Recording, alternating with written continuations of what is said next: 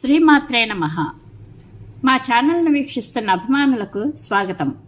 ముందుగా సుమారు 125 సంవత్సరాలకు పూర్వం నిజంగా జరిగిన యథార్థ సంఘటనను గురించి ఇప్పుడు తెలుసుకుందాం. అనంతరం ఈ వీడియో ఎందుకు చేయవలసి వచ్చిందో తెలుసుకుందాం. శ్రీదేవి ఉపాసకులు, పూర్ణదీక్షాపరులు, జగద్గురువులు నరసింహశాస్త్రి గారు విజయనగరంలో ఉండేవారు. ఆయన దగ్గర పూర్ణదీక్ష తీసుకున్నవారు 500 మంది శిష్యులు కూడా ఉండేవారు. పూర్వకాలంలో పెద్ద పెద్ద సింహద్వారాలతో మండువా ఇళ్ళు ఉండేవి. విజయనగరంలోనే నరసింహశాస్త్రి గారి ఇంటికి దగ్గరలో ఉంటున్న ఒక కుటుంబంలోని అమ్మాయి తలంటి పోసుకుని, జుట్టు విరపోసుకుని మిట్ట మధ్యాహ్నం మండువాలో చూరు కింద నిలబడి తాటాకు తుంపింది. మరుక్షణమే గిలగిలా కొట్టుకుని కింద పడిపోయింది. ఆ అమ్మాయి ఇక మన స్పృహలో లేదు. దెయ్యం పట్టినట్లు ఊగిపోతోంది. అందరూ గుమిగూడారు. ఆమె కుటుంబ సభ్యులు నరసింహశాస్త్రి గారికి రమ్మని కబురు పంపారు. శాస్త్రి గారు వాళ్ళ ఇంటికి వెళ్ళి ఆ అమ్మాయికి దెయ్యం పట్టిందని గ్రహించి ఆ దెయ్యంతో, ఎవరు నువ్వు, ఈ అమ్మాయి మీదకు ఎందుకు వచ్చావు అని అడిగితే ఆ దెయ్యం ఈ విధంగా చెప్పిందట. నేను ఫలానా వాళ్ళ తాలూకా అని, నా పిల్లలు నాకు తద్దినం పెట్టడం లేదు, అందుకే దెయ్యమై ఈ అమ్మాయి మీదకు వచ్చానని చెప్పిందట. నీ పిల్లలు ఎక్కడ ఉన్నారు? వాళ్ళు నీకు తద్దినం పెడితే నువ్వు ఈ అమ్మాయిని వదిలి వెళ్ళిపోతావా అని శాస్త్రి గారు అడిగారు. నా పిల్లలు కాశీలో ఉన్నారు. వాళ్ళు నాకు తద్దినం పెట్టగానే నేను తప్పకుండా ఈ అమ్మాయిని వదిలి వెళ్ళిపోతానని ఆ దెయ్యం చెప్పిందట. నువ్వు వెళ్ళిపోయినట్లు నిదర్శనం ఏమిటని శాస్త్రి గారు అడిగారు. వీళ్ళింట్లో ఉన్న కొబ్బరి చెట్టు పడిపోతే నేను ఈ అమ్మాయిని వదిలి వెళ్ళిపోయినట్లు గుర్తు అని ఆ దెయ్యం చెప్పిందట.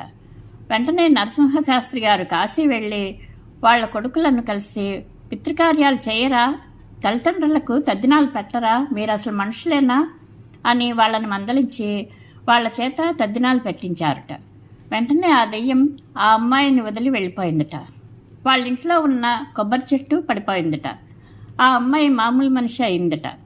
ఇది నిజంగా జరిగిన యథార్థ సంఘటన. ఎందుకంటే ఆ నరసింహశాస్త్రి గారు మా పరమేష్ఠి గురుదేవులు. విద్యారణ్య ప్రతిష్ఠితమైన శ్రీ శృంగేరి విరూపాక్ష పీఠానికి 41వ పీఠాధిపతులు, లోకవిఖ్యాతులు. శ్రీ శ్రీ శ్రీ పరమహంస పరివ్రాజకాచార్య సర్వతంత్ర స్వతంత్ర షడాంనాయ ప్రవర్తక మాంతాచార్య బిరుదాంకితులు. శ్రీ జగద్గురువులు అయిన శ్రీ శ్రీ శ్రీ బోధానంద భారతి మహాస్వామివారు.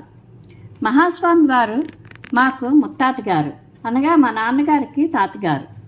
పూర్వాశ్రమంలో ఆయన పేరు నరసింహశాస్త్రి గారు. ఈ పైన యథార్థ సంఘటన గురించి మా చిన్నతనంలో మా నాన్నగారు మాకు చెప్పేవారు. ఇక ఇప్పుడు ఈ వీడియో ఎందుకు చేయవలసి వచ్చిందో తెలుసుకుందాము. మహాశివరాత్రి రోజున వాట్సాప్ గ్రూప్లో ఒక వీడియో వచ్చింది. మహాశివరాత్రి సందర్భంగా మహాశివునికి అభిషేకం చేస్తున్న వీడియో అది. చక్కగా ఇంట్లో ఉండే మహాశివునికి అభిషేకం చూడవచ్చని వీడియో ఓపెన్ చేశాను. మహాశివలింగానికి పంచామృతాలతో కన్నుల పండుగగా రుద్రాభిషేకం జరుగుతోంది. ఆ మహాశివలింగం చుట్టూ జుట్టు విరబోసుకుని పరివేష్టితులై ఉన్న భూతగణాలు కనపడ్డాయి. కైలాసంలో మహాశివుని దర్శనం చేసుకున్న అనుభూతి కలిగేటట్లుగా నిజంగా భూతగణాలు చుట్టూ ఉండేలా చక్కగా అలంకరించారు కదా అని ఆ వీడియో చూసిన వెంటనే అనుకున్నాను. మొబైల్లో చూడలేం కదా, అలా భూతగణాలుగా అనిపించింది. ఎందుకో డౌట్ వచ్చి పరిశీలనగా చూస్తే వారందరూ జుట్టు విరబోసుకుని మహాశివలింగం చుట్టూ కూర్చుని ఉన్న మహిళా భక్త శిరోమణులు.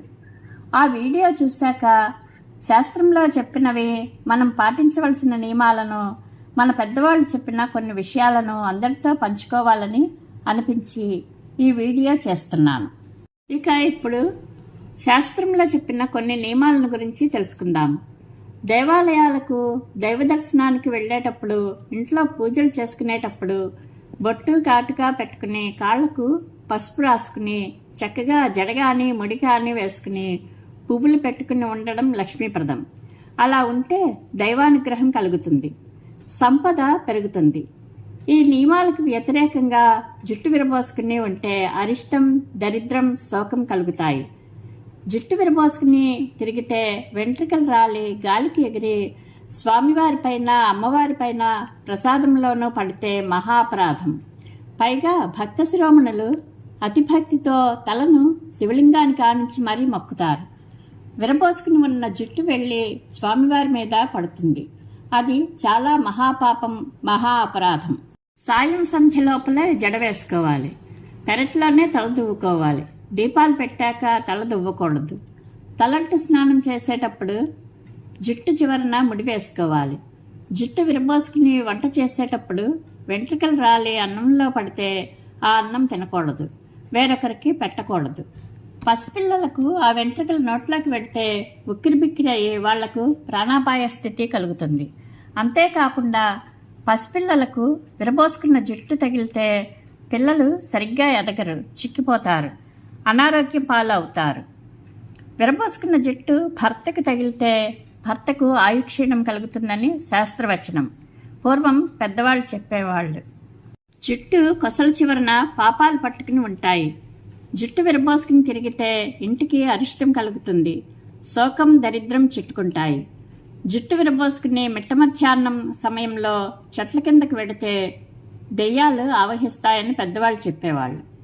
పెద్దవాళ్ళు చెప్పిన శాస్త్ర నియమాలను పెడచెవిన పెట్టి మన సంస్కృతి సంప్రదాయాలను విస్మరించి నేటి మహిళామణులు ఎందుకు జుట్టు విరబోసుకుని తిరుగుతున్నారో అర్థం కావడం లేదు. విరబోసుకున్న జుట్టు గాలికి ఎగిరి మొహం మీద పడుతుంటే చాలా చికాకుగా ఉంటుంది. బస్సులలో వెళ్ళేటప్పుడు ముందు సీట్లలో కూర్చున్న వారి జుట్టు గాలికి ఎగిరి వెనుక సీట్లలో ఉన్నవారి మొహం మీద పడుతుంటే చాలా అసౌకర్యంగా, అసహ్యంగా ఉంటుంది. అది సభ్యత కాదు కదా, ఆలోచించుకోవాలి. పూర్వకాలంలో ఎవరైనా జుట్టు విరబోసుకుని కనబడితే దెయ్యం పిల్లలా ఉన్నావు, పిల్ల రాక్షసులాగా ఉన్నావు, ఇటురా జడలు వేస్తాను అని అమ్మలు అమ్మమ్మలు పిలిచేవాళ్ళు. చిన్నపిల్లలకైతే 2 జడలు వేసి జడలను పైకి మడత వేసి రిబ్బన్లతో కట్టేవారు. యుక్త వయసు వచ్చాక వాళ్ళ జడ వేసుకుని జడగంటలు కానీ జడకుచ్చులు జడకుప్పలు కానీ పెట్టుకునేవారు. నడి వయసు వచ్చాక ముడి లేదా కొప్పు పెట్టుకునేవారు. ఇలా వయసుని బట్టి కేశాలంకరణ ఉండేది. జుట్టు కొసలు వదిలివేయకూడదు, చివరిన రిబ్బన్ కానీ రబ్బర్ బ్యాండ్ కానీ అయినా పెట్టుకోవాలని చెప్పేవారు. కొంతకాలం గడిచాక గుర్రం పిల్ల తోక అంటే పోనీటైల్ సంస్కృతి వచ్చింది. ప్రస్తుత కాలంలో వయసుతో నిమిత్తం లేకుండా జుట్టు విరబోసుకుని తిరిగే సంస్కృతి ప్రబలిపోయింది.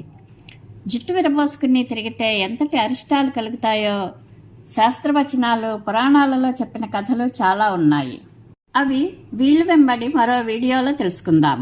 జుట్టు విరబోసుకుని తిరిగితే జుట్టు కొసలకు దెయ్యాలు ఆవహిస్తాయని, దుష్టగ్రహాలు గాలి ధూళి ఆ జుట్టు కొసలను పట్టుకుని వేళ్లాడతాయని, శోకం దరిద్రం అరిష్టం కలుగుతాయని పెద్దవాళ్ళు చెప్పేవాళ్ళు కదా. పితృదేవతలకు తల్లిదండ్రులకు తద్దినాలు పెట్టకపోతే వాళ్ళు దెయ్యాలై తిరుగుతారని, జుట్టు విరబోసుకుని తిరిగే వాళ్ళని ఆవహిస్తాయని చెప్పేవాళ్ళు. ఈ సందర్భంగానే దెయ్యాలు ఎలా ఆవహిస్తాయి అనేది ఈ వీడియో ప్రారంభంలోనే చెప్పుకున్నాము. ఇవి జుట్టు విరబోసుకుని తిరిగితే కలిగే పరిణామాలు, అరిష్టాలు. మరికొన్ని శాస్త్ర నియమాలను, పురాణాలలో చెప్పిన కథలను మరొక వీడియోలో తెలుసుకుందాము. పురాణాలలో చెప్పిన కథలు యథార్థ సంఘటనలే, కాకపోతే వాటిని మనం కథలుగా చెప్పుకుంటున్నాము. ఇకనైనా మహిళా భక్త శిరోమణులు ప్రతి ఒక్కరూ మన శాస్త్రాలలో చెప్పిన నియమాలను, సంస్కృతి సంప్రదాయాలను, పెద్దవాళ్ళు చెప్పిన నియమాలను గౌరవించి ఆచరించి సకల శుభ ఫలితాలను పొందగలరని ఆకాంక్షిస్తూ పరమేశ్వరానుగ్రహ ప్రాప్తిరస్తు. శుభం భూయాత్.